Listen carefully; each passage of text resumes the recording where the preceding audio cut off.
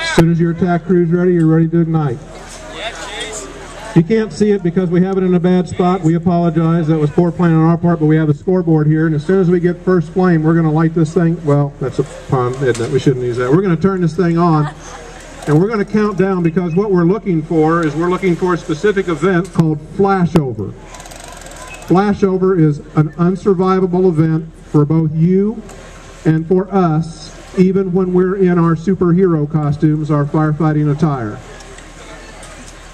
So Sean has lit the fire, and what you're first going to see is just a fire in kind of this incipient, slow burning stage. It's going to put off a little bit of smoke. It's really not going to attract any attention. And when you think about the time that you are most vulnerable, that is at night. And so we now have a smoke alarm that in just less than a minute has activated just from that little bit of smoke in there, that is telling you to get out. And when you get out, it's telling you don't come back in. There is nothing in there that is worth your life. The fire is really starting to take hold now, and it's traveling up some clothing on a shelving. It's going to get into those curtains here in just a minute, and it's going to find a huge fire load here in just a minute. When it gets into this upholstered chairs here, we've got one at the computer desk and one over there. We are slightly over 1 minute. In 1 minute, we have gone from a small flame in a trash can to a fire that is now banking down off the roof. Had this room had 4 sides to it, we would have smoke that is banking down 3 and 4 feet above the floor and getting lower every second.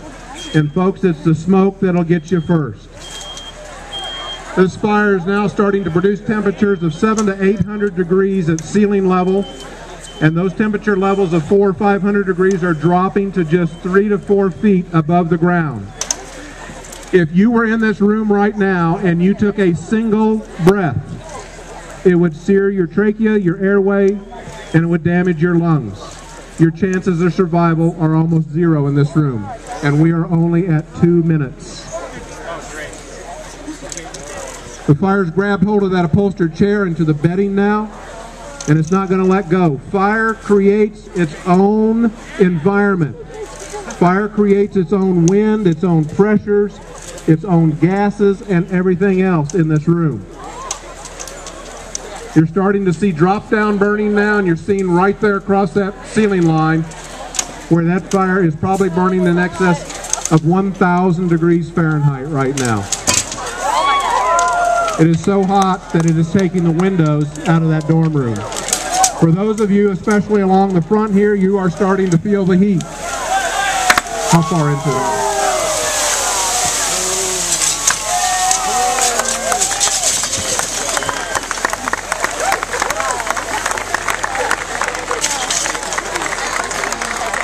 This fire attack crew put this fire out in about 3 minutes after it started. Our typical response time is a little over 5 minutes. That means that we typically wouldn't even be here yet. And once we get here, we had the hose lines laid out and ready to go today. We have to deploy the hose lines off the truck. We have to connect to the hydrant. We have to do a lot of work before we start firefighting and search and rescue.